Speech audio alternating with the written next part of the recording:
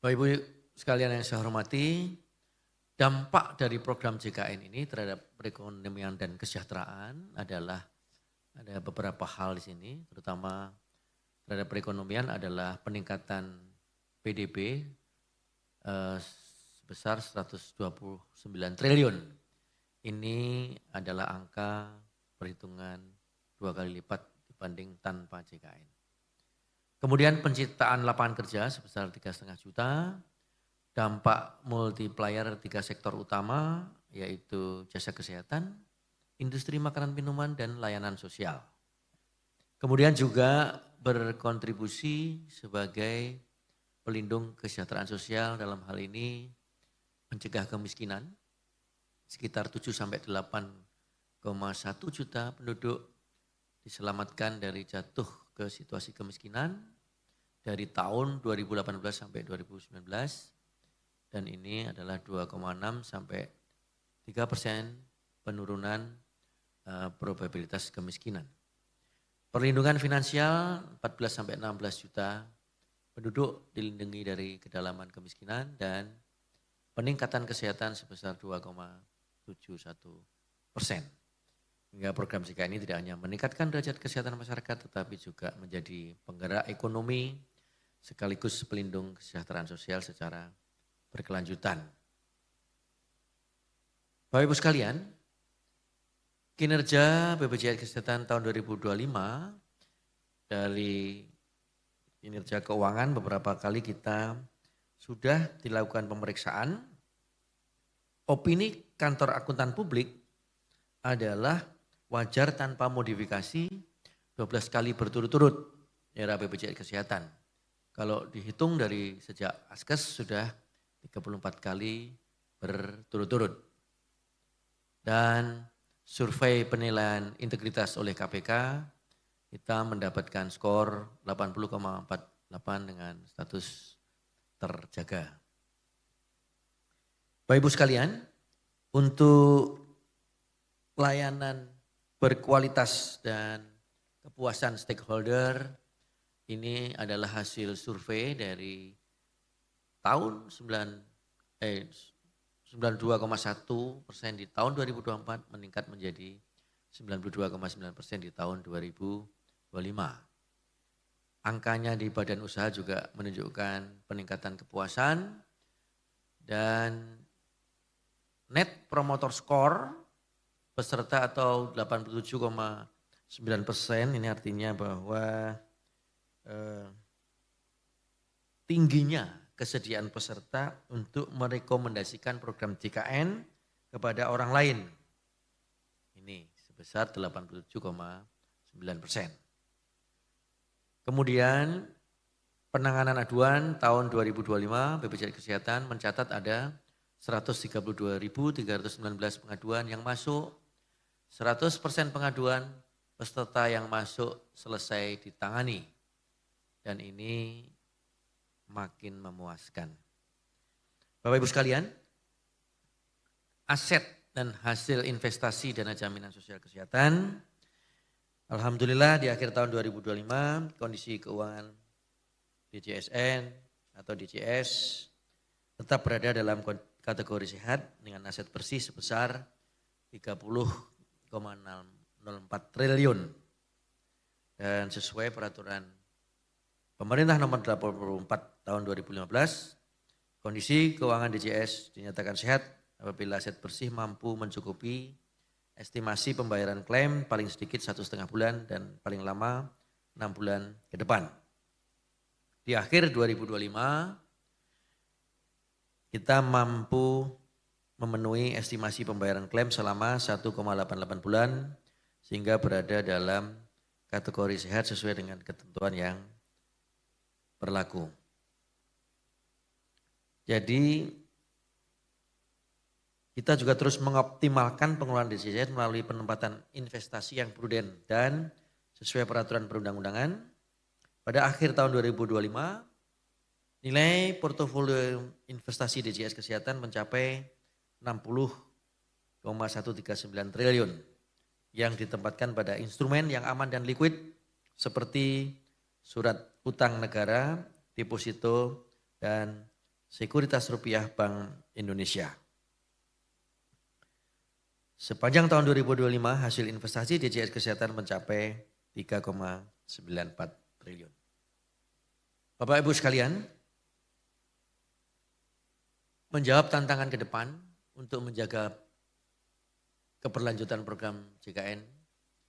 Jadi setiap elemen masyarakat mempunyai peran besar dan ini akan kami terus harapkan untuk dukungan yang ada banyak peserta yang telah merasakan manfaat program JKN dan membutuhkan kehadiran program ini di dalam hidupnya.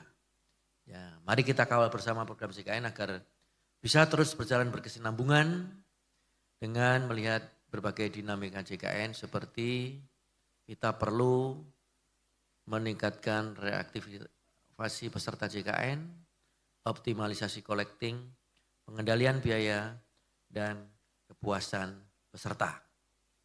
Demikian Bapak Ibu sekalian hadirin yang perlu kami laporkan dalam public expose ini. Semoga mendapatkan informasi dan pemahaman dan terima kasih atas perhatiannya. Assalamualaikum warahmatullahi wabarakatuh.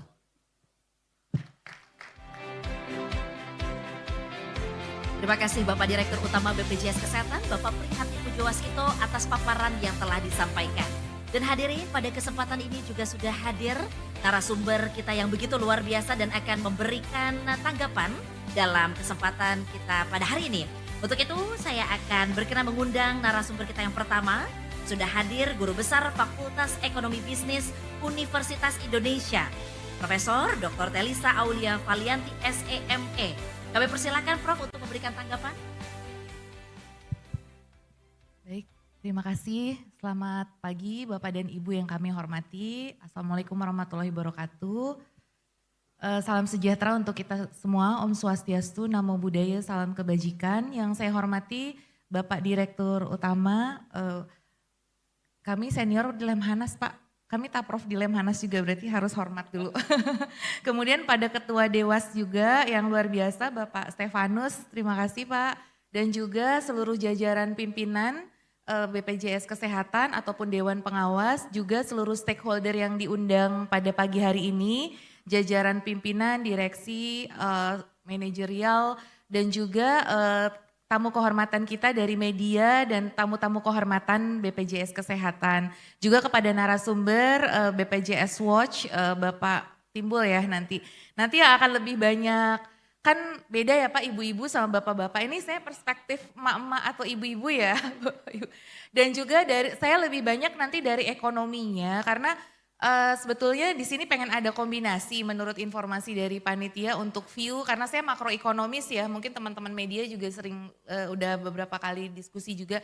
Saya sebenarnya basicnya makroekonomi, nah cuman bagaimana penerapan makro itu berpengaruh ke sektor kesehatan itu mungkin nanti bisa kita diskusikan. Juga nanti yang lebih detail-detail BPJS Watch-nya tentunya dari Pak Timbul ya, dari sisi jaminan sosialnya. Nah kalau saya dari sisi makro Bapak Ibu, jadi mohon maaf saya juga tadi telat karena lagi bahas kondisi makro kita yang belakangan ini. Ya meskipun kita apresiasi ya pertumbuhan ekonomi kita sangat baik di 5,61 Bapak Ibu. Tapi belakangan beberapa indikator ya Bapak Ibu sudah tahu lah ya udah banyak sekali berseliweran di TikTok tentang rupiah kita yang masih cenderung melemah meskipun sempat menguat tapi kan melemah lagi. Walaupun perang sebenarnya sudah berakhir, harga minyak sudah turun tapi harga Pertamax belum turun ya Bapak Ibu, masih 16.000. Belum turun, katanya akan diturunkan karena kita kan kelas menengah yang juga mengkonsumsi Pertamax ya. Jadi memang sekarang banyak sekali isu-isu ekonomi dan kemarin terakhir yang cukup mengejutkan baru aja keluar inflasi kita naik lagi. Terus kemudian ekspor kita setelah 72 bulan berturut-turut surplus Bapak Ibu sekarang sudah defisit. Artinya devisa kita ini makin tergerus gitu karena kan salah satu sumber devisa kita dari ekspor Bapak Ibu. Makanya ini kita cukup banyak hal nih, tapi kan BPJS tadi sudah banyak kemajuan-kemajuan tetap harus optimis gitu ya. Nah makanya saya di sini untuk kita berdiskusi saling sumbang pemikiran dengan kondisi ekonomi sekarang yang seperti ini. Gimana kita menjaga agar BPJS ini dan sebenarnya bukan BPJS utamanya, jaminan kesehatan nasional ini berkelanjutan karena itu berkaitan dengan kita semua ya Bapak Ibu. Jadi menurut kami secara ekonomi, tadi Bapak sudah menyampaikan kesehatan itu sangat penting sekali. Ekonomi nggak akan jalan kalau kita nggak sehat ya Bapak Ibu. Jadi kami di sini memandang bahwa sistem kesehatan yang berkelanjutan, efisien dan inklusif ini perlu kita jaga bersama. Meskipun tadi tekanan-tekanan ekonomi kita banyak, nah nanti kita bisa ambil angin segarnya dari mana sih Bapak Ibu? Di tengah kita memang banyak tekanan, tapi nanti kita masih melihat ada peluang-peluang dari sudut makronya yang masih bisa kita gali lagi, seperti itu. Nah itu kira-kira ya Bapak Ibu. Mungkin lanjut ke slide selanjutnya. Mengapa BPJS Kesehatan penting? Yaitu kita sudah tahu bersama ya, merasakan banget manfaat adanya BPJS Kesehatan. Bahkan saya pernah dapat ini Pak, izin testimoni dari orang asing sendiri yang tinggal di Indonesia, katanya mereka sudah dapat semi permanen penduduk dan kemudian mereka juga bisa dapat BPJS Kesehatan, mereka sangat bangga gitu. Jadi luar biasa, kita berikan aplaus ya. Jadi bahkan ini sudah diakui oleh warga asing juga yang sudah sering tinggal di Indonesia dan mereka cukup sering bolak-balik ke Indonesia. Jadi mereka pun merasakan manfaatnya yang luar biasa. Dan kesehatan itu Bapak Ibu kontribusi kepada ekonomi itu luar biasa. Karena waktu COVID, waktu kita nggak sehat, minus 2,78 PDB kita. Jadi kalau tanpa kesehatan ya PDB itu sulit gitu. Jadi kalau kita punya cita-cita Indonesia emas 2045 nonsen tanpa kesehatan yang kuat seperti itu. Jadi itu sih Bapak Ibu yang harus kita sadari. Nah, angin segarnya katanya efisiensi MBG Bapak Ibu itu yang harapannya bisa di-shifting ke kesehatan ya. Karena kan sebenarnya MBG itu penting ya Bapak Ibu, bukan berarti MBG nggak penting. MBG itu sangat-sangat penting untuk stunting dan lain sebagainya. Tapi itu kan lebih targeted untuk individu yang lebih membutuhkan wilayah-wilayah tertentu. Jadi lebih targeted gitu. Nah, kemarin infonya sudah akan diturunkan dari sebenarnya awalnya kan MBG itu 365T di APBN 2026 akan menjadi 268. Terakhir itu udah artinya turun hampir 100T.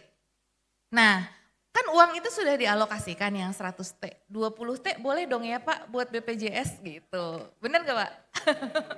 Ya jadi nanti kita coba bisikin ya Kementerian Keuangan. Di sini mungkin ada perwakilan kementerian.